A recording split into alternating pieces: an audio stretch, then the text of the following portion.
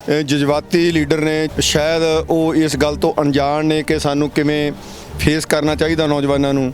ਉਹ ਫਿਰ ਸਿੱਧਾ ਹੀ ਇਲਜ਼ਾਮ ਲਾ ਦਿੰਦੇ ਨੇ ਕਿ ਜੀ ਇਹ ਤਾਂ ਕਿਸੇ ਦੇ ਭੇਜੇ ਹੋਏ ਨੇ। ਮਤਲਬ ਇਹ ਆ ਵੀ ਇਹ ਨਹੀਂ ਵੀ ਨੌਜਵਾਨ ਜੇ ਹੁਣ ਇਹ ਮੈਨੂੰ ਸਵਾਲ ਕਰ ਲੈਣ ਕੋਈ ਤਾਂ ਮੈਂ ਇਹਨਾਂ ਨੂੰ ਇਹੀ ਕਹਿਣਾ ਕਿ ਜੀ ਨਹੀਂ ਤੁਸੀਂ ਰੋਂਗ ਹੋ, ਕਿ ਜੀ ਇਹ ਤਾਂ ਕਿਸੇ ਨੇ ਸਿਖਾ ਤੇ ਇਹ ਤਾਂ ਮੈਨੂੰ ਫੇਲ ਕਰਨ ਆ ਗਏ। ਜਿਹੜੇ ਲੋਕ ਪਹਿਲਾਂ ਹੀ ਮੋਰਚੇ ਦਾ ਹਿੱਸਾ ਨਹੀਂ ਬਣ ਰਹੇ ਉਹਨਾਂ ਦੇ ਵਿੱਚ ਆਉਣ ਦੀ ਜਿਹੜੀ ਹੈਗੀ ਉਤਸ਼ਾਹ ਘਟਦਾ। ਕਿ ਕਿਸੇ ਵੀ ਲੀਡਰ ਨੂੰ, ਇਕੱਲੇ ਗੁਰਾਹਾਂ ਜੀ ਦੀ ਗੱਲ ਨਹੀਂ ਜਾਂ ਕੋਈ ਵੀ ਲੀਡਰ ਆ, ਬੇਸ਼ੱਕ ਉਹ ਕਹਿੰਦੇ ਆ ਕਿ ਸਾਡਾ ਤਜਰਬਾ ਬੜਾ, ਪਰ ਜਦੋਂ ਉਹ ਬਿਨਾਂ ਤਜਰਬੇ ਵਾਲੀਆਂ ਗੱਲਾਂ ਸਟੇਜ ਤੋਂ ਕਰਦੇ ਆ ਉਹਦੇ ਨਾਲ ਪ੍ਰਭਾਵ ਆ ਉਹ ਨੈਗੇਟਿਵ ਜਾਂਦਾ। ਉਹ ਨਹੀਂ ਹੋਣਾ ਚਾਹੀਦਾ। ਵੱਡੀ ਉਮਰ ਦੇ ਲੋਕਾਂ ਨੂੰ ਮੈਂ ਇਹ ਕਹਿੰਦੇ ਸੁਣਿਆ ਕਿ ਫਲਾਣੇ ਦੀ ਧੌਣ ਮਰੋੜ ਦਿਆਂਗੇ, ਫਲਾਣੇ ਦਾ ਇਦਾਂ ਕਰ ਦਿਆਂਗੇ, ਉਹਨੂੰ ਚਣੇ ਚਵਾ ਦਿਆਂਗੇ। ਤੇ ਫਿਰ ਸਾਨੂੰ ਹਾਸਾ ਆਉਂਦਾ ਕਿ ਅਸੀਂ ਕਿੰਨੀਆਂ ਧੌਣਾਂ ਇਦੋਂ ਪਹਿਲਾਂ ਮਰੋੜੀਆਂ ਨੇ, ਤੇ ਧੌਣ ਤਾਂ ਹਮੇਸ਼ਾ ਸਾਡੀ ਮਰੋੜ ਹੁੰਦੀ ਆ। ਤੇ ਅਸੀਂ ਐਵੇਂ ਗੱਪਾਂ ਮਾਰ ਮਾਰ ਕੇ ਕਹੀ ਜਾਈਏ ਜੀ ਫਲਾਣੇ ਦੀ ਮਰੋੜਤੀ, ਫਲਾਣੇ ਦੀ ਮਰੋੜ ਦਾਂਗੇ। ਕਿੱਥੇ ਮਰੋੜ ਦਾਂਗੇ?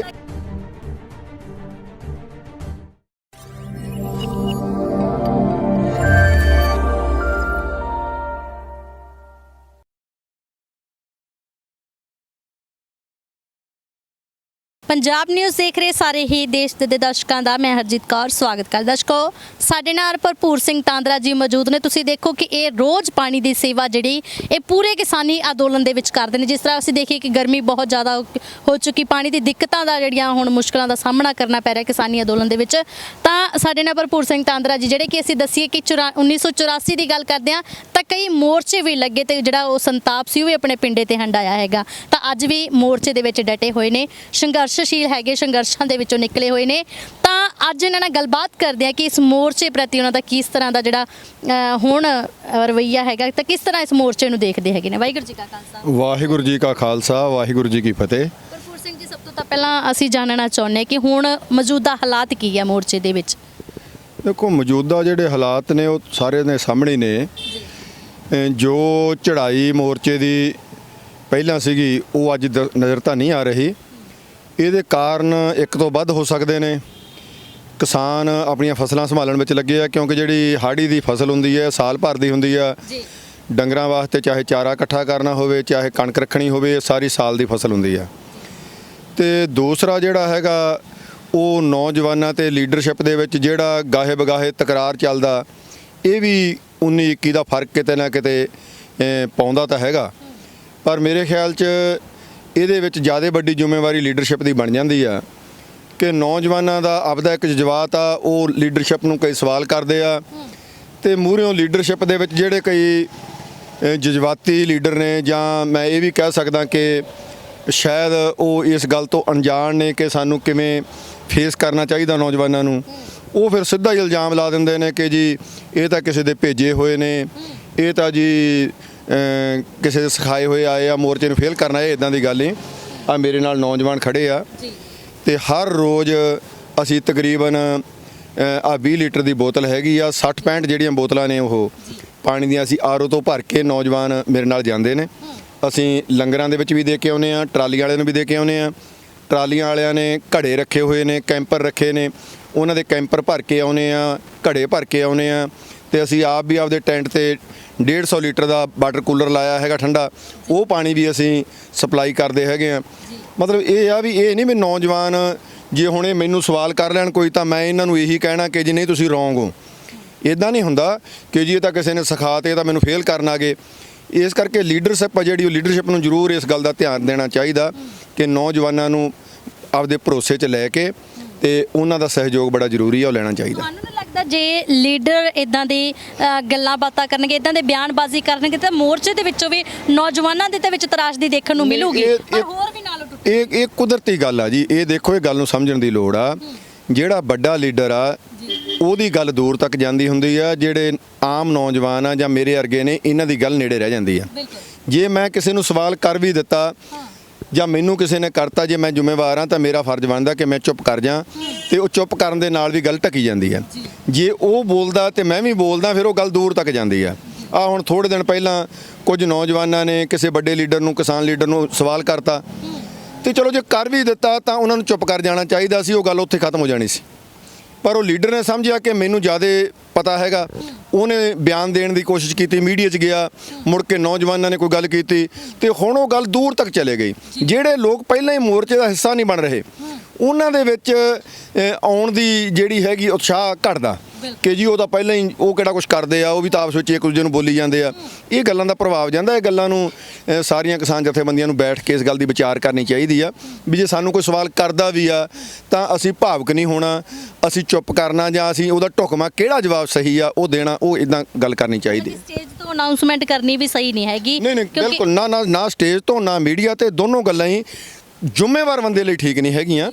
ਤੇ ਜਿਹੜੀ ਗੱਲ ਮੋਰਚੇ ਨੂੰ ਅੱਗੇ ਲੈ ਕੇ ਜਾਣ ਵਾਲੀ ਆ, ਜਿੱਤ ਵੱਲ ਨੂੰ ਜਾਣ ਵਾਲੀ ਆ, ਉਹੀ ਗੱਲ ਲੀਡਰਸ਼ਿਪ ਨੂੰ ਕਰਨੀ ਚਾਹੀਦੀ ਹੈ। ਜਿਹੜਾ ਉਗਰਾਹਾਂ ਜੀ ਨੇ ਬਿਆਨ ਦਿੱਤੇ ਹੈਗੇ ਤੇ ਮੋਰਚੇ ਤੇ ਬਹੁਤ ਜ਼ਿਆਦਾ ਅਸਰ ਪਿਆ ਉਹਦੇ। ਨਹੀਂ ਚਲੋ ਤੁਸੀਂ ਉਗਰਾਹਾਂ ਜੀ ਦਾ ਨਾਮ ਲਿਆ, ਉਹ ਸਿਆਣੇ ਲੀਡਰ ਨੇ ਵੈਸੇ, ਤੇ ਕਈ ਵਾਰੀ ਹਾਲਾਤ ਇਦਾਂ ਦੇ ਬਣ ਜਾਂਦੇ ਆ। ਪਰ ਮੈਂ ਇਹ ਚਾਹੁੰਦਾ ਕਿ ਕਿਸੇ ਵੀ ਲੀਡਰ ਨੂੰ, ਇਕੱਲੇ ਉਗਰਾਹਾਂ ਜੀ ਦੀ ਗੱਲ ਨਹੀਂ ਜਾਂ ਕੋਈ ਵੀ ਲੀਡਰ ਆ, ਉਹਨਾਂ ਨੂੰ ਬਿਲਕੁਲ ਜਜ਼ਬਾਤੀ ਨਹੀਂ ਹੋਣਾ ਚਾਹੀਦਾ। ਅਸੀਂ ਕਈ ਵਾਰੀ ਸਟੇਜਾਂ ਤੋਂ ਦੇਖਿਆ ਬਹੁਤ ਸਾਰੇ ਲੀਡਰ, ਇਕੱਲੇ ਉਗਰਾਹਾਂ ਜੀ ਦੀ ਗੱਲ ਨਹੀਂ, ਬੇਸ਼ੱਕ ਉਹ ਕਹਿੰਦੇ ਆ ਕਿ ਸਾਡਾ ਤਜਰਬਾ ਬੜਾ, ਪਰ ਜਦੋਂ ਉਹ ਬਿਨਾਂ ਤਜਰਬੇ ਵਾਲੀਆਂ ਗੱਲਾਂ ਸਟੇਜ ਤੋਂ ਕਰਦੇ ਆ ਉਹਦੇ ਨਾਲ ਨੇਚਰਲੀ ਜਿਹੜਾ ਹੈਗਾ ਉਹ ਪ੍ਰਭਾਵ ਆ ਉਹ ਨੈਗੇਟਿਵ ਜਾਂਦਾ। ਉਹ ਨਹੀਂ ਹੋਣਾ ਚਾਹੀਦਾ। ਉਹ ਸਾਰੀ ਪੋਜ਼ਿਟਿਵ ਗੱਲ ਹੀ ਕਰਨੀ ਚਾਹੀਦੀ ਆ ਤੇ ਨਹੀਂ ਕੋਈ ਗੱਲ ਸਟੇਜ ਤੋਂ ਨਾ ਕੀਤੀ ਜਾਵੇ, ਉਹ ਬਿਹਤਰ ਆ ਕੋਈ ਗਲਤ ਗੱਲ ਕਰਨ ਦੇ ਨਾਲ। ਭਰਪੂਰ ਸਿੰਘ ਜੀ, ਇੱਥੇ ਇਹ ਵੀ ਦੇਖਿਆ ਜਾ ਰਿਹਾ ਕਿਉਂਕਿ ਨੌਜਵਾਨਾਂ ਦੇ ਵਿੱਚ ਜੋਸ਼ ਹੈ ਤੇ ਬਜ਼ੁਰਗਾਂ ਦੇ ਵਿੱਚ ਹੋਸ਼।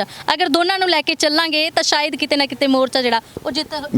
ਮੈਂ ਇਸ ਗੱਲ ਦੇ ਨਾਲ ਬਿਲਕੁਲ ਸਹਿਮਤ ਨਹੀਂ ਕਿ ਕਿਸੇ ਘੱਟ ਉਮਰ ਦੇ ਬੰਦੇ ਦੇ ਵਿੱਚ ਜ਼ਿਆਦਾ ਜੋਸ਼ ਹੁੰਦਾ ਜਾਂ ਕਿਸੇ ਵੱਡੀ ਉਮਰ ਦੇ ਬੰਦੇ ਵਿੱਚ ਜ਼ਿਆਦਾ ਹੋਸ਼ ਹੁੰਦਾ।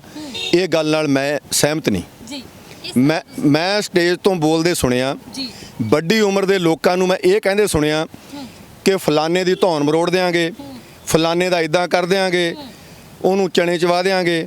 ਪਰ ਮੈਂ ਕਿਸੇ ਨੌਜਵਾਨ ਨੂੰ ਇਹ ਬੋਲਦੇ ਸੁਣਿਆ 25-26 ਸਾਲ ਦੇ ਨੂੰ ਸਟੇਜ ਤੋਂ ਕਿ ਜੀ ਅਸੀਂ ਇੱਥੇ ਨਾ ਸਰਕਾਰ ਨੂੰ ਝੁਕਾਉਣ ਆਏ ਆ, ਨਾ ਮੋਦੀ ਦੀ ਧੌਣ ਤੇ ਗੋਡਾ ਧਰਨ ਆਏ ਆ, ਅਸੀਂ ਤਾਂ ਸਰਕਾਰ ਨੂੰ ਮਨਾਉਣ ਆਏ ਆ ਤੇ ਜਿੱਦਣ ਸਰਕਾਰ ਮੰਨ ਗਈ ਉਦੋਂ ਅਸੀਂ ਘਰ ਨੂੰ ਚੱਲ ਜਾਾਂਗੇ। ਇਹ ਜ਼ਿਆਦਾ ਹੋਸ਼ ਵਾਲੀ ਗੱਲ ਆ ਮੇਰੇ ਖਿਆਲ 'ਚ, ਇੱਕ ਨੌਜਵਾਨ ਬੰਨਿਓ ਕਹੀ ਗਈ। ਤੇ ਬਲਕਿ ਇੱਕ 80 ਸਾਲ ਦਾ ਬਜ਼ੁਰਗ ਕਹੇ ਕਿ ਮੈਂ ਫਲਾਣੇ ਦੀ ਧੌਣ ਮਰੋੜ ਦੂੰ ਤੇ ਫਿਰ ਸਾਨੂੰ ਹਾਸਾ ਆਉਂਦਾ ਕਿ ਅਸੀਂ ਕਿੰਨੀਆਂ ਕੁ ਧੌਣਾਂ ਇਦੋਂ ਪਹਿਲਾਂ ਮਰੋੜੀਆਂ ਨੇ।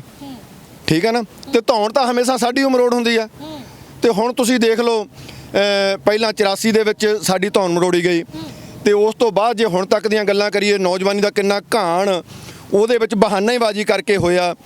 ਤੇ ਹੁਣ ਅਸੀਂ ਇੱਧਰ ਕਿਸਾਨ ਸੰਘਰਸ਼ ਦੇ ਵਿੱਚ ਉਲਝੇ ਹੋਏ ਆ ਤੇ ਦੂਜੇ ਪਾਸੇ ਬਰਗਾੜੀ ਦਾ ਜਿਹੜਾ ਕਾਂਡ ਸੀ ਤੇ ਉਹਦੇ 'ਚ ਫੇਰ ਸਾਡੀ ਧੌਣ ਮਰੋੜੀ ਗਈ ਆ। ਤੇ ਧੌਣ ਤਾਂ ਹਮੇਸ਼ਾ ਸਾਡੀ ਮਰੋੜ ਹੁੰਦੀ ਆ ਤੇ ਅਸੀਂ ਐਵੇਂ ਗੱਪਾਂ ਮਾਰ ਕੇ ਕਹੀ ਜਾਈਏ ਜੀ ਫਲਾਣੇ ਦੀ ਮਰੋੜਤੀ, ਫਲਾਣੇ ਦੀ ਮਰੋੜ ਦਾਂਗੇ। ਕਿੱਥੇ ਮਰੋੜ ਦਾਂਗੇ? ਮੈਂ ਤਾਂ ਇੱਕੋ ਹੀ ਗੱਲ ਕਹਿਣਾ ਕਿ ਸਾਨੂੰ ਸਾਰਿਆਂ ਨੂੰ ਇਹੀ ਕਹਿਣਾ ਚਾਹੀਦਾ ਸਰਕਾਰ ਨੂੰ ਕਿ ਭਾਈ ਅਸੀਂ ਤੁਹਾਡੇ ਕੋਲੇ ਆਪਦੇ ਹੱਕ ਮੰਗਣ ਲਈ ਆਏ ਆ, ਅਸੀਂ ਤੁਹਾਡੇ ਕੋਲੇ ਆਪਦੀਆਂ ਨਸਲਾਂ ਦੀ ਫਰਿਆਦ ਲੈ ਕੇ ਆਏ ਆ। ਸਰਕਾਰ ਦੀ ਜ਼ਿੰਮੇਵਾਰੀ ਬਣਦੀ ਆ ਕਿ ਉਹ ਸਾਡੀ ਫਰਿਆਦ ਸੁਣੇ, ਸਾਡੀ ਅਪੀਲ ਸੁਣੇ ਤੇ ਸਾਨੂੰ ਅਸੀਂ ਜਿਹੜੀ ਸਰਦੀ ਆ ਉਹਦੇ ਪਿੰਡੇ ਤੇ ਹੰਡਾਈ ਆ, ਗਰਮੀ ਦੇ ਵਿੱਚ ਬਹੁਤ ਉਹ ਆ। 450 ਤੋਂ ਵੱਧ ਕਿਸਾਨ ਸ਼ਹੀਦ ਹੋ ਚੁੱਕੇ ਨੇ। ਤੁਸੀਂ ਹੋਰ ਕਿੰਨੇ ਸ਼ਹੀਦੀਆਂ ਮੰਗਦੇ ਹੋ? ਅਸੀਂ ਤੁਹਾਨੂੰ ਵੈਸੇ ਦੇ ਦਿੰਦੇ ਆ। ਤੁਹਾਨੂੰ ਸਾਡਾ ਬਲੱਡ ਚਾਹੀਦਾ, ਅਸੀਂ ਬਲੱਡ ਡੋਨੇਟ ਕਰ ਦਿੰਦੇ ਆ। ਪਰ ਤੁਸੀਂ ਸਾਡੇ ਨਾਲ ਧੱਕਾ ਨਾ ਕਰੋ, ਤੁਸੀਂ ਸਾਡੀ ਗੱਲ ਨੂੰ ਮੰਨੋ ਤਾਂ ਜੋ ਅਸੀਂ ਸਾਰੇ ਘਰ ਨੂੰ ਜਾਣ ਵਾਲੇ ਬਣੀਏ ਤੇ ਰਸਤੇ ਸਾਫ਼ ਹੋ ਜਾਣ। ਨੌਜਵਾਨਾਂ ਦੇ ਜਜ਼ਬਾਤ ਕਹਿੰਦੇ ਨੇ ਕਿ ਸੰਸਦ ਮਾਰਚ ਦਾ ਵੀ ਜਿਹੜਾ ਸੱਦਾ ਸਾਨੂੰ ਦਿੱਤਾ ਸੀ ਉਹ ਦਿੱਤਾ ਜਾਵੇ, ਤਾਂ ਕੀ ਲੱਗਦਾ ਤੁਹਾਨੂੰ? ਲੱਗਦਾ ਨਹੀਂ ਕਿਉਂਕਿ 5 ਮਹੀਨੇ ਤੋਂ ਇੱਥੇ ਬੈਠ ਰਹੇ ਆ, ਸਰਕਾਰ ਕੋਈ ਸੁਣ ਨਹੀਂ ਰਹੀ ਹੈਗੀ। ਦੇਖੋ ਇਹਦੇ ਵਿੱਚ ਤਾਂ ਨਹੀਂ ਮੈਂ ਕਹੂੰਗਾ, ਇਹਦੇ ਵਿੱਚ ਗੱਲ ਇਹ ਆ ਕਿ ਲੀਡਰਸ਼ਿਪ ਨੇ ਹੀ ਦੇਖਣਾ ਕਿ ਕਿਹੜੀ ਗੱਲ ਕਿਹੜੇ ਸਮੇਂ ਤੇ ਢੁਕਵੀਂ ਆ। ਜੇ ਉਹਨਾਂ ਨੂੰ ਸੰਸਦ ਦਾ ਘਰੋਂ ਠੀਕ ਲੱਗਦਾ ਲੀਡਰਸ਼ਿਪ ਨੂੰ ਤਾਂ ਸਾਨੂੰ ਸਾਥ ਦੇਣਾ ਚਾਹੀਦਾ, ਤੇ ਜੇ ਉਹਨਾਂ ਨੂੰ ਕੋਈ ਹੋਰ ਪ੍ਰੋਗਰਾਮ ਠੀਕ ਲੱਗਦਾ ਤਾਂ ਉਹਦਾ ਸਾਥ ਦੇਣਾ ਚਾਹੀਦਾ। ਪਰ ਇੰਨੀ ਗੱਲ ਜ਼ਰੂਰ ਆ ਕਿ ਕੋਈ ਨਾ ਕੋਈ ਪ੍ਰੋਗਰਾਮ ਦੇਣਾ ਚਾਹੀਦਾ ਤੇ ਤਾਂ ਕਿ ਲੋਕਾਂ ਦੇ ਵਿੱਚ ਇੱਕ ਨਵਾਂ ਉਤਸ਼ਾਹ ਪੈਦਾ ਹੋਵੇ। ਆ ਹੁਣੇ ਹੀ ਸਰਕਾਰ ਨੇ ਕਿਹਾ ਸੀ ਕਿ ਕਲੀਨ ਆਪਰੇਸ਼ਨ, ਤੇ ਇਹਦੇ ਨਾਲ ਵੀ ਨੌਜਵਾਨਾਂ 'ਚ ਵੀ ਤੇ ਲੋਕਾਂ 'ਚ ਉਤਸ਼ਾਹ ਆਇਆ ਕਿ ਆਉਣ ਦੋ ਕਿਹੜਾ ਆਪਰੇਸ਼ਨ ਕਰਦਾ ਸਾਡਾ, ਹੈ ਨਾ। ਤੇ ਜੇ ਹੁਣ ਲੀਡਰਸ਼ਿਪ ਕੋਈ ਪ੍ਰੋਗਰਾਮ ਦੇਵੇ, ਛੋਟਾ ਦੇਵੇ, ਵੱਡਾ ਦੇਵੇ, ਚੰਗਾ ਦੇਵੇ, ਮਾੜਾ ਦੇਵੇ, ਸਾਡਾ ਕੰਮ ਆ ਕਿ ਉਹਨੂੰ ਅਸੀਂ ਯੈਸ ਕਹੀਏ, ਉਹਨੂੰ ਹਾਂ ਕਹੀਏ, ਉਹਦਾ ਸਹਿਯੋਗ ਕਰੀਏ। ਅਸੀਂ ਤਾਂ ਪਿਛਲੇ 5 ਮਹੀਨਿਆਂ ਤੋਂ ਸੰਗਤਾਂ ਦੀ ਸੇਵਾ ਦੇ ਵਿੱਚ ਲੱਗੇ ਹਾਂ। ਜਿਵੇਂ ਸਿਵਲੀਅਨ ਦਾ ਇੱਕ ਰੋਲ ਹੁੰਦਾ ਉਹ ਰੋਲ ਅਦਾ ਕਰਦੇ ਹਾਂ। ਪਹਿਲਾਂ ਕਿਸਾਨਾਂ ਨੂੰ ਚਾਹ ਪਕੌੜੇ ਖਵਾਈ ਗਏ, ਜਲੇਬੀਆਂ ਖਵਾਈ ਗਏ ਤੇ ਚਾਹ ਪਿਆਈ ਗਏ। ਹੁਣ ਅਸੀਂ ਦੇਖਿਆ ਕਿ ਇਹ ਚੀਜ਼ਾਂ ਦੀ ਲੋੜ ਨਹੀਂ ਹੈਗੀ ਤੇ ਪਾਣੀ ਦੀ ਜ਼ਿਆਦਾ ਲੋੜ ਆ, ਕਿਉਂਕਿ ਪਾਣੀ ਪਹਿਲਾਂ ਜਿੰਨਾ ਆਉਂਦਾ ਸੀ ਉਹਦੀ ਲਾਗਤ ਘੱਟ ਸੀ। ਹੁਣ ਪਾਣੀ ਦੀ ਲੋੜ ਜ਼ਿਆਦਾ ਆ ਤੇ ਲਾਗਤ ਬਹੁਤ ਜ਼ਿਆਦਾ ਆ, ਪਰ ਆ ਬਹੁਤ ਘਟ ਰਿਹਾ।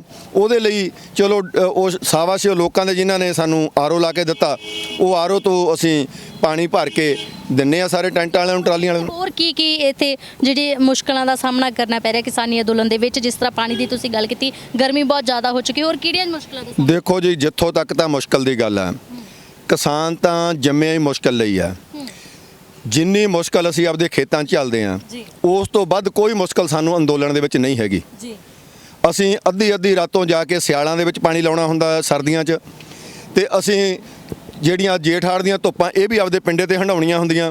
ਹੁਣ ਅਸੀਂ ਜ਼ਮੀਨਾਂ ਵਾਹੁਣੀਆਂ ਨੇ, ਫਿਰ ਅਸੀਂ ਤਪਦੇ ਪਾਣੀ ਦੇ ਵਿੱਚ ਝੋਨਾ ਲਾਉਣਾ ਤੇ ਲਵਾਉਣਾ। ਇਹ ਸਾਰੇ ਕੰਮ ਸਾਡੇ ਇਦੋਂ ਔਖੇ ਨੇ ਜਿੰਨੇ ਅਸੀਂ ਇੱਥੇ ਆ। ਤੇ ਇੱਥੇ ਮੈਂ ਇੱਕ ਅਪੀਲ ਤੁਹਾਡੇ ਚੈਨਲ ਰਾਹੀਂ ਜ਼ਰੂਰ ਕਰਨੀ ਚਾਹੂੰਗਾ ਕਿ ਜਿਹੜੇ ਕਿਸਾਨ ਆਪਦੇ ਆਪ ਨੂੰ ਜ਼ਿਆਦਾ ਨਾਜ਼ੁਕ ਸਮਝਦੇ ਆ, ਏਸੀ ਲਵਾ ਕੇ ਟਰਾਂਸਫਾਰਮਰ ਤੇ ਲੋਡ ਪਾਈ ਜਾਂਦੇ ਆ, ਮਾੜੀ ਮੋਟੀ ਜਿਹੜੀ ਬੱਤੀ ਆਉਂਦੀ ਆ, ਥੋੜੇ ਘਣੇ ਪੱਖੇ ਚੱਲਦੇ ਆ, ਉਹਨਾਂ ਨੂੰ ਵੀ ਡਿਸਟਰਬ ਕਰਦੇ ਆ, ਉਹ ਏਸੀਆਂ ਤੋਂ ਥੋੜਾ ਜਿਹਾ ਗਰੇਜ਼ ਕਰਨ। ਤੇ ਕੋਈ ਇਹੋ ਜਿਹੀ ਗੱਲ ਨਹੀਂ ਕਿ ਅਸੀਂ ਏਸੀ ਲਾ ਕੇ ਹੀ ਖੇਤਾਂ ਦੇ ਵਿੱਚ ਕੰਮ ਕਰਦੇ ਆ, ਤੇ ਉੱਥੇ ਵੀ ਸਾਡਾ ਚੱਲ ਜਾਂਦਾ ਕੰਮ। ਤੇ ਇਸ ਕਰਕੇ ਇਹ ਸਾਰੀ ਰਲ ਮਿਲ ਕੇ ਸਾਨੂੰ ਕਰਨਾ ਚਾਹੀਦਾ, ਜਿਹਦੇ ਨਾਲ ਸਾਡਾ ਸਾਰੇ ਕਿਸਾਨੀ ਅੰਦੋਲਨ ਦੇ ਉੱਤੇ ਕੋਈ ਮਾੜਾ ਅਸਰ ਨਾ ਪਵੇ। ਜਿਸ ਹਿਸਾਬ ਨਾਲ ਲੋਕਡਾਊਨ ਕੀਤਾ ਗਿਆ, ਕਰੋਨਾ ਬਹੁਤ ਜ਼ਿਆਦਾ ਫੈਲ ਰਿਹਾ, ਤਾਂ ਕੀ ਲੱਗਦਾ ਕਿ ਮੋਰਚੇ ਤੇ ਵੀ ਕੋਈ ਅਸਰ ਪਿਆ ਜਿਸ ਹਿਸਾਬ ਨਾਲ ਗਿਣਤੀ ਹੁਣ ਕਰਦੀ? ਨਹੀਂ, ਇਹ ਨਹੀਂ ਗੱਲ ਹੈਗੀ।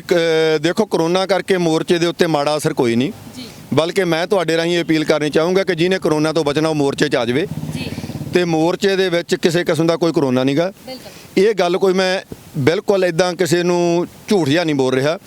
ਇਹ ਮੈਂ ਡਾਕਟਰਾਂ ਦੇ ਬਿਹਾਫ ਤੇ ਕਹਿ ਰਿਹਾ। 1 ਮਹੀਨਾ ਪਹਿਲਾਂ ਸਾਡੇ ਕੋਲੇ ਡਾਕਟਰਾਂ ਦੀ ਟੀਮ ਆਈ ਟਿਕਰੀ ਬਾਰਡਰ ਤੇ, ਉਹਨਾਂ ਨੇ ਬੜਾ ਵੱਡਾ ਕੈਂਪ ਲਾਇਆ ਹੋਇਆ। ਮੈਂ ਉਹਨਾਂ ਨੂੰ ਪੁੱਛਣ ਲੱਗਿਆ ਕਿ ਤੁਹਾਡੇ ਕੋਲੇ ਕਿੰਨੇ ਕੁ ਇਦਾਂ ਦੇ ਮਰੀਜ਼ ਆਏ ਆ ਜਿਨ੍ਹਾਂ ਨੂੰ ਕਰੋਨਾ ਹੋਇਆ ਹੋਵੇ। ਉਹ ਕਹਿੰਦੇ ਸਰ ਸੱਚ ਮੰਨੋ ਤਾਂ ਉਦੋਂ 2 ਮਹੀਨੇ ਪਹਿਲਾਂ ਤੋਂ ਸੇਵਾ ਕਰਦੇ ਸੀ, ਕਹਿੰਦੇ 2 ਮਹੀਨੇ ਵਿੱਚ ਸਾਡੇ ਕੋਲੇ ਕੋਈ ਕਰੋਨਾ ਦਾ ਨਹੀਂ ਆਇਆ। ਤੇ ਜਿਹਦੇ ਤੇ ਸਾਨੂੰ ਸ਼ੱਕ ਹੁੰਦੀ ਸੀ ਉਹਨੂੰ ਅਸੀਂ ਕਹਿੰਦੇ ਸੀ ਕਿ ਤੂੰ ਟੈਸਟ ਕਰਾ ਕੇ ਆ, ਤੇ ਜਦੋਂ ਉਹ ਟੈਸਟ ਕਰਾ ਕੇ ਆਉਂਦਾ ਸੀ ਤਾਂ ਨੈਗੇਟਿਵ ਰਿਪੋਰਟ ਆਉਂਦੀ ਸੀ। ਤੇ ਇਹਦਾ ਮਤਲਬ ਕੁਦਰਤ ਵਾਲੇ ਦੀ ਵੀ ਇੱਥੇ ਨਿਗਾਹ ਵਾ, ਤੇ ਉਹਨੂੰ ਪਤਾ ਕਿ ਜੇ ਇਹ ਨਿਰਦੋਸ਼ ਲੋਕ ਆਪਦੇ ਹੱਕ ਮੰਗਣ ਲਈ ਆਏ ਆ, ਇਹਨਾਂ ਨੂੰ ਤਾਂ ਪਹਿਲਾਂ ਹੀ ਸਰਕਾਰ ਮਾਰੀ ਬੈਠੀ ਆ, ਤੇ ਕਾਹਨੂੰ ਇੱਥੇ ਕਰੋਨਾ ਭੇਜਣਾ। ਮੇਰੇ ਖਿਆਲ 'ਚ ਇਹ ਅੰਦੋਲਨ ਤੋਂ ਬਾਰ-ਬਾਰ ਕਰੋਨਾ ਹੈਗਾ ਵਾ, ਅੰਦੋਲਨ ਦੇ ਵਿੱਚ ਕਿਤੇ ਕਰੋਨਾ ਨਹੀਂ। ਜਿਸ ਹਿਸਾਬ ਨਾਲ ਆਕਸੀਜਨ ਦੀ ਕਮੀ ਹੋ ਰਹੀ ਆ, ਤੁਸੀਂ ਕਹਿ ਰਹੇ ਕਰੋਨਾ ਨਹੀਂ ਹੋ ਰਿਹਾ, ਲਗਾਤਾਰ ਦਿੱਲੀ ਦੇ ਵਿੱਚ ਪੇਸ਼ੈਂਟ ਵੱਧ ਰਹੇ ਨੇ, ਤੇ ਇਸ ਤਰ੍ਹਾਂ ਦੇਖੋ ਜੀ, ਆਹ ਦਿੱਲੀ ਨਹੀਂ ਹੈਗੀ, ਅਸੀਂ ਤਾਂ ਹਰਿਆਣੇ 'ਚ ਬੈਠੇ ਹਾਂ, ਦਿੱਲੀ 'ਚ ਐਂਟਰ ਨਹੀਂ ਹੋਏ, ਠੀਕ ਆ। ਪਰ ਸਰਕਾਰਾਂ ਦੀ ਹੁਣ ਜੇ ਇੱਥੇ ਗੱਲ ਕਰੀਏ, ਸਰਕਾਰਾਂ ਦੀ ਨਲਾਇਕੀ ਆ। ਸਾਲ ਤੋਂ ਉੱਪਰ ਹੋ ਗਿਆ ਕਰੋਨਾ ਦੀ ਦਹਾਈ ਪੈਂਦੀ ਨੂੰ। ਇਹ ਗੱਲ ਤੋਂ ਅਸੀਂ ਮੁਨਕਰ ਨਹੀਂ ਕਿ ਇਹ ਬਿਮਾਰੀ ਹੈ ਨਹੀਂ, ਮੈਂ ਇਹ ਕਿਹਾ ਬਿਮਾਰੀ ਹੈ, ਪਰ ਘੱਟੋ ਘੱਟ ਉਹ ਇਸ ਅੰਦੋਲਨ ਦੇ ਵਿੱਚ ਨਹੀਂ ਹੈਗੀ। ਚਾਹੇ ਇੱਥੇ ਸਮਝ ਲਓ ਵੀ ਪਰਮਾਤਮਾ ਦੀ ਨਿਗਾਹ ਸਿੱਧੀ ਆ, ਚਾਹੇ ਇਹ ਸਮਝ ਲਓ ਵੀ ਸਾਰੇ ਕਿਸਾਨ ਨੇ ਜਿਹੜੇ ਉਹ ਆਪਦੀ ਜ਼ਿੰਮੇਵਾਰੀ ਸਮਝ ਕੇ ਸਾਰਾ ਪਰਹੇਜ਼ ਵਰਤਦੇ ਆ। ਤੇ ਦੂਜੇ ਪਾਸੇ ਜਿੱਥੇ ਕਰੋਨਾ ਜ਼ਿਆਦਾ ਉੱਥੇ ਰੱਬੀ ਮਾਰ ਵੀ ਆ, ਤੇ ਸਰਕਾਰ ਦੀ ਨਲਾਇਕੀ ਵੀ ਆ। ਤੇ ਸਰਕਾਰ ਨੂੰ 1 ਸਾਲ ਦੇ ਵਿੱਚ ਕੋਈ ਪ੍ਰਬੰਧ ਨਹੀਂ ਸੀ ਕਰਨੇ ਚਾਹੀਦੇ ਆਕਸੀਜਨ ਦੇ। ਕੱਲਾ ਕਿਸਾਨਾਂ ਨੂੰ ਕੁੱਟਣ ਤੋਂ ਬਿਨਾਂ, ਮੁਲਾਜ਼ਮਾਂ ਨੂੰ ਕੁੱਟਣ ਤੋਂ ਬਿਨਾਂ, ਬੇਰੁਜ਼ਗਾਰਾਂ ਨੂੰ ਕੁੱਟਣ ਤੋਂ ਬਿਨਾਂ ਸਰਕਾਰ ਕੋਲੇ ਕੋਈ ਕੰਮ ਨਹੀਂਗਾ। ਤੇ ਉਹ ਕਹਿੰਦੇ ਜੀ ਅਸੀਂ ਅਰਬਾਂ ਰੁਪਈਆ, ਖਰਬਾਂ ਰੁਪਈਆ ਖਰਚ ਦਿੱਤਾ ਹੈਗਾ ਜਹਾਜ਼ਾਂ ਦੇ ਉੱਤੇ ਹੀ ਤੇ ਮੂਰਤੀਆਂ ਦੇ ਉੱਤੇ, ਤੇ ਤੁਸੀਂ 1 ਸਾਲ ਦੇ ਵਿੱਚ ਹੁਣ ਜੋ ਕਹਿੰਦੇ ਹੋ ਕਿ 15 ਦਿਨ ਦੇ ਵਿੱਚ ਆਕਸੀਜਨ ਦਾ ਪਲਾਂਟ ਤਿਆਰ ਹੋ ਜਾਊਗਾ, 10 ਦਿਨ 'ਚ ਤਿਆਰ ਹੋ ਜਾਊਗਾ, ਤੇ ਤੁਸੀਂ 1 ਸਾਲ ਦੇ ਵਿੱਚ ਕੀ ਕੀਤਾ? ਤੇ ਕੋਰਟਾਂ ਨੂੰ ਵੀ ਇਹਦੇ ਉੱਤੇ ਐਕਸ਼ਨ ਲੈਣਾ ਚਾਹੀਦਾ। ਤੇ ਜਿਹੜੇ ਲੀਡਰ ਇਹਦੇ ਲਈ ਰਿਸਪੌਂਸੀਬਲ ਨੇ, ਜ਼ਿੰਮੇਵਾਰ ਨੇ, ਉਹਨਾਂ ਨੂੰ ਕਟਹਿਰੇ 'ਤੇ ਖੜਾ ਕਰਨਾ ਚਾਹੀਦਾ, ਉਹਨਾਂ ਨੂੰ ਸਜ਼ਾ ਮਿਲਣੀ ਚਾਹੀਦੀ ਆ। ਤੇ ਉਹਨਾਂ ਨਾਲ ਇਕੱਲਾ ਸਾਡੇ ਟੈਕਸਾਂ ਦੇ ਨਾਲ ਆਰਾਮ ਪ੍ਰਸਤੀ ਕਰਨਾ ਥੋੜ੍ਹਾ ਉਹਨਾਂ ਦਾ ਕੰਮ ਆ। ਉਹਨਾਂ ਦੀ ਇਹ ਵੀ ਜ਼ਿੰਮੇਵਾਰੀ ਬਣਦੀ ਆ ਨਾ ਕਿ ਉਹ ਜਿਹੜੇ ਸਾਡੀ ਸਹੂਲਤ ਦੀਆਂ ਗੱਲਾਂ ਨੇ, ਪਬਲਿਕ ਦੇ ਸਹੂਲਤ ਦੀਆਂ ਗੱਲਾਂ ਨੇ, ਉਹਨੂੰ ਕਰਨ। ਤੇ ਅੱਜ ਲੋਕ ਇੱਕ ਆਕਸੀਜਨ ਬਿਨਾਂ ਮਰ ਰਹੇ ਨੇ, ਤੇ ਕੱਲ੍ਹ ਨੂੰ ਲੋਕ ਅਨਾਜ ਬਿਨਾਂ ਮਰਨਗੇ। ਤੇ ਇਹ ਲੋਕਾਂ ਨੇ ਤਾਂ ਇੱਦਾਂ ਹੀ ਪੱਲਾ ਝਾੜ ਕੇ ਚਲੇ ਜਾਣਾ। ਸਾਡੇ ਪ੍ਰਧਾਨ ਮੰਤਰੀ ਜੀ ਨੇ ਕਹਿਤਾ ਸੀ ਮੇਰਾ ਕਿਆ, ਮੈਂ ਤਾਂ ਝੋਲਾ ਉਠਾਊਂਗਾ ਔਰ ਤੁਰ ਜਾਊਂਗਾ। ਤੇ ਤੂੰ ਤਾਂ ਤੁਰ ਜਾਏਗਾ, ਮੁਲਕ ਕਿੱਥੇ ਜਾਊਗਾ ਜੀ? ਇਹ ਇਸ ਕਰਕੇ ਸਾਰੀ ਜ਼ਿੰਮੇਵਾਰੀ ਨਾਲ ਗੱਲ ਲੈਣੀ ਚਾਹੀਦੀ। ਜੇ ਕੋਈ ਆਪਦੀ ਨਲਾਇਕੀ ਕਰਦਾ ਤਾਂ ਕੋਰਟਾਂ ਨੂੰ ਉਹਦੇ ਉੱਤੇ ਆਪਦੇ ਐਕਸ਼ਨ ਲੈਣੇ ਚਾਹੀਦੇ। ਜੀ ਭਰਪੂਰ ਸਿੰਘ ਜੀ, ਮੇਰਾ ਲਾਸਟ ਸਵਾਲ ਆ, ਤੁਸੀਂ ਸੰਘਰਸ਼ਾਂ ਚੋਂ ਨਿਕਲੇ ਹੋ, ਤਾਂ ਕੀ ਲੱਗਦਾ ਹੈ ਕਿ ਕਿਸਾਨੀ ਅੰਦੋਲਨ ਕਿਸ ਤਰ੍ਹਾਂ ਫਤਿਹ ਹੋ ਸਕਦਾ? ਦੇਖੋ ਜੀ, ਕਿਸੇ ਵੀ ਅੰਦੋਲਨ ਦੀ ਫਤਿਹ ਦੀ ਇੱਕੋ ਹੀ ਨਿਸ਼ਾਨੀ ਹੁੰਦੀ ਆ ਕਿ ਏਕਤਾ ਉਹਦੇ ਵਿੱਚ ਬਰਕਰਾਰ ਰਹਿਣੀ ਚਾਹੀਦੀ ਆ। ਜੇ ਇੱਕ ਧਿਰ ਥੋੜਾ ਜਿਹਾ ਜਜ਼ਬਾਤੀ ਹੁੰਦੀ ਆ ਤਾਂ ਦੂਜੀ ਨੂੰ ਟਿਕ ਜਾਣਾ ਚਾਹੀਦਾ, ਜੇ ਦੂਜੀ ਧਿਰ ਹੁੰਦੀ ਆ ਦੂਜੀ ਨੂੰ। ਤੇ ਜਿਵੇਂ ਇੱਕ ਪਰਿਵਾਰ ਚੱਲਦਾ ਨਾ ਜੀ, ਜੇ ਕਿਸੇ ਦੀ ਧਰਮ ਪਤਨੀ ਗਰਮ ਹੁੰਦੀ ਆ ਤਾਂ ਹਸਬੈਂਡ ਥੋੜਾ ਜਿਹਾ ਸਾਇਲੈਂਟ ਹੋ ਜਾਂਦਾ, ਤੇ ਜੇ ਉਹ ਗਰਮ ਹੁੰਦਾ ਉਹ ਚੁੱਪ ਕਰ ਜਾਂਦੀ ਆ, ਉਹ ਘਰ ਵਧੀਆ ਚੱਲਦਾ। ਪਰ ਜਿੱਥੇ ਦੋ ਹੀ ਜੀ ਡਾਂਗਾ ਕੱਢ ਕੇ ਖੜ ਜਾਣ, ਉੱਥੇ ਫਿਰ ਤਲਾਕ। ਤੇ ਜੇ ਹੁਣ ਅਸੀਂ 84 ਵਾਂਗੂ 84 ਦਾ ਵੀ ਇੱਕ ਬੜਾ ਵੱਡਾ ਅੰਦੋਲਨ ਚੱਲਿਆ ਸੀ, ਹੁਣ ਕਿਸੇ ਨੂੰ ਪੁੱਛ ਲਓ ਉਹ ਤਾਂ ਜੀ ਖਾੜਕੂ ਆ ਗਏ ਸੀ, ਫਲਾਨੇ ਆ ਗਏ ਸੀ। ਨੋ, ਅੰਦੋਲਨ ਚੱਲਿਆ ਸੀ, ਪਦ ਅਧਿਕਾਰਾਂ ਦੀ ਗੱਲ ਸੀ ਤੇ ਪੰਜਾਬ ਦੀਆਂ ਮੰਗਾਂ ਦੀ ਗੱਲ ਸੀ, ਪਾਣੀਆਂ ਦੀ ਗੱਲ ਸੀ, ਇਹੀ ਜਿਹੀਆਂ ਗੱਲਾਂ ਲੈ ਕੇ ਚੱਲਿਆ ਸੀ। ਪਰ ਚੱਲਦਾ ਉਹ ਅੰਦੋਲਨ ਆਪਾਂ ਇਹ ਸਪਸ਼ਟ ਲਫ਼ਜ਼ਾਂ 'ਚ ਕਹੀਏ ਕਿ ਫੇਲ ਹੋ ਗਿਆ। ਫੇਲ ਹੋਣ ਦਾ ਦੋਸ਼ ਕੋਈ ਕਿਸੇ ਨੂੰ ਲਾਈ ਜਾਂਦਾ, ਕੋਈ ਕਿਸੇ ਨੂੰ ਲਾਈ ਜਾਂਦਾ। ਕੱਲ ਨੂੰ ਇਹ ਅੰਦੋਲਨ ਦੇ ਵਿੱਚ ਕੋਈ ਇਦਾਂ ਦੀ ਕਮੀ ਪੇਸ਼ੀ ਆਉਂਦੀ ਆ ਤੇ ਕਿਸਾਨ ਲੀਡਰ ਕਹੀ ਜਾਣ ਇਹ ਤਾਂ ਜੀ ਫਲਾਨੇ ਸਰਕਾਰ ਦੇ ਬੰਦਿਆਂ ਦਾ ਸੀ ਜੀ, ਇਹ ਫਲਾਨੇ, ਉਹ ਸਰਕਾਰ ਤਾਂ ਫੇਲ ਕਰਨਾ ਹੀ ਚਾਹੁੰਦੀ ਆ। ਪਾਸ ਤਾਂ ਆਪਾਂ ਕਰਨਾ, ਆਪਣੀ ਰਿਸਪੌਂਸਿਬਿਲਟੀ ਜ਼ਿਆਦਾ ਆ ਕਿ ਪਾਸ ਕਰਨਾ ਕਿਵੇਂ ਆ। ਤੇ ਜੇ ਕੱਲ ਨੂੰ ਇਹੀ ਕਹਿ ਕੇ ਉਰੇ ਆਪਾਂ ਚਲੇ ਜਾਣਾ ਕਿ ਜੀ ਇਹ ਤਾਂ ਫਲਾਨੇ ਨੇ ਨਹੀਂ ਹੋਣ ਦਿੱਤਾ, ਇਹ ਤਾਂ ਨੌਜਵਾਨਾਂ ਨੇ ਨਹੀਂ ਹੋਣ ਦਿੱਤਾ, ਜਾਂ ਇਹ ਤਾਂ ਸਰਕਾਰ ਨੇ ਭੜਕਾ ਤੇ।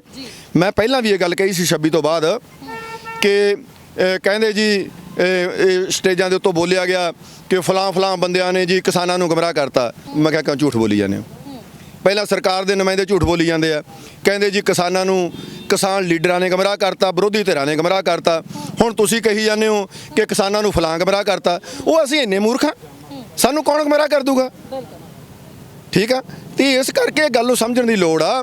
ਇੱਕ ਲਫ਼ਜ਼ ਆ ਜਿਹੜਾ ਲੀਡਰ ਦਾ, ਉਹ ਬੜਾ ਨਾਪ ਤੋਲ ਕੇ ਆਉਣਾ ਚਾਹੀਦਾ। ਇਦਾਂ ਕਹਿ ਕੇ ਖਹਿੜਾ ਨਹੀਂ ਸੁੱਟਣਾ ਕਿ ਫਲਾਨੇ ਨੂੰ ਫਲਾਨੇ ਨੇ ਗੁੰਮਰਾਹ ਕਰਤਾ, ਸਰਕਾਰ ਨੇ ਇਦਾਂ ਕਰਤਾ, ਸਰਕਾਰ ਨੇ ਉਦਾਂ ਕਰਤਾ, ਨਹੀਂ ਤਾਂ ਅਸੀਂ ਫੱਟੇ ਚੱਕ ਦੇਣੇ ਸੀ। ਇਦਾਂ ਨਹੀਂ, ਸਾਨੂੰ ਤਾਂ ਰਿਜ਼ਲਟ ਚਾਹੀਦਾ, ਪੋਜ਼ਿਟਿਵ ਰਿਜ਼ਲਟ ਚਾਹੀਦਾ, ਪਾਸ ਰਿਜ਼ਲਟ ਚਾਹੀਦਾ। ਕੋਈ ਬਹਾਨੇਬਾਜ਼ੀ ਨਹੀਂ ਚਾਹੀਦੀ ਵੀ ਕਿਹਨੇ ਕੀ ਕੀਤਾ। ਜੀ ਬਹੁਤ ਬਹੁਤ ਧੰਨਵਾਦ ਜੀ। ਸੋ ਦਰਸ਼ਕੋ, ਤੁਸੀਂ ਦੇਖਿਆ ਕਿ ਭਰਪੂਰ ਸਿੰਘ ਜਿਹੜਾ ਕਿ ਲਗਾਤਾਰ ਇਸ ਕਿਸਾਨੀ ਅੰਦੋਲਨ 'ਚ ਡਟੇ ਹੋਏ ਸੀ। ਉਹਨਾਂ ਦਾ ਕਹਿਣਾ ਹੈਗਾ ਕਿ ਜੇ ਅਸੀਂ ਸੰਘਰਸ਼ਾਂ ਤੇ ਜਿੱਤ ਹਾਸਲ ਕਰਨੀ ਆ ਤਾਂ ਸਾਨੂੰ ਏਕਤਾ ਬਣਾਉਣੀ ਬਹੁਤ ਜ਼ਰੂਰੀ ਹੋਊਗੀ। ਜਾਂਦੇ ਜਾਂਦੇ ਕੋਈ ਮੈਸੇਜ ਦੇਣਾ ਚਾਹੋਗੇ? ਬਸ ਜੀ, ਜਾਂਦੇ ਜਾਂਦੇ ਤਾਂ ਇਹੀ ਆ ਕਿ ਪ੍ਰਮਾਤਮਾ ਲੱਗਦਾ ਕਿ ਸਾਡੇ ਵੱਲ ਆ ਜੀ, ਤੇ ਹਿੰਮਤ ਦਾ ਹਮੇਤੀ ਰੱਬ ਆ। ਸਾਨੂੰ ਪਹਿਲੀ ਹਿੰਮਤ ਆ ਜਿਹੜੀ ਹੁਣ ਉਹੀ ਕਰਨੀ ਚਾਹੀਦੀ ਆ, ਏਕੇ ਵਾਲੀ। ਕੋਈ ਵੀ ਘੱਟੋ ਘੱਟ ਜਿਹੜੇ ਜ਼ਿੰਮੇਵਾਰ ਬੰਦੇ ਨੇ ਉਹਨਾਂ ਨੂੰ ਇਦਾਂ ਦੀ ਸਟੇਟਮੈਂਟ ਨਹੀਂ ਦੇਣੀ ਚਾਹੀਦੀ ਜਿਹਦੇ ਨਾਲ ਇਹ ਆਪਸੀ ਭਾਈਚਾਰੇ ਤੇ ਜਾਂ ਆਪਸੀ ਏਕਤਾ ਦੇ ਵਿੱਚ ਕੋਈ ਫਰਕ ਪੈਂਦਾ ਹੋਵੇ। ਤੇ ਦੂਸਰੀ ਗੱਲ ਮੈਂ ਤੁਹਾਡੇ ਚੈਨਲ ਰਾਹੀਂ ਉਹਨਾਂ ਨੂੰ ਕਹਿਣੀ ਚਾਹੁੰਦਾ ਜਿਹੜੇ ਹਜੇ ਘਰਾਂ 'ਚ ਬੈਠੇ ਨੇ ਕਿ ਕਿਸਾਨ ਵੀਰੋ, ਚਾਹੇ ਪੰਜਾਬ ਦੇ ਹੋ, ਹਰਿਆਣੇ ਦੇ ਹੋ, ਚਾਹੇ ਦੇਸ਼ ਦੇ ਕਿਸੇ ਹੋਰ ਹਿੱਸੇ ਦੇ ਹੋ, ਤੇ ਤੁਹਾਡੀ ਇਸ ਅੰਦੋਲਨਾਂ ਦੇ ਵਿੱਚ ਸਮੂਲੀਅਤ ਦੀ ਬਹੁਤ ਵੱਡੀ ਲੋੜ ਆ। ਤੇ ਤੁਸੀਂ ਛੱਡ ਦਿਓ ਘਰੇ ਆਰਾਮ ਦਾ ਖਹਿੜਾ, ਤੇ ਜੇ ਤੁਸੀਂ ਘਰੇ ਬੈਠੇ ਰਹੇ ਤਾਂ ਫਿਰ ਇਸ ਜਿੱਤ ਨੂੰ ਥੋੜਾ ਜਿਹਾ ਹੋਰ ਔਖਾ ਹੋ ਜਾਣਾ।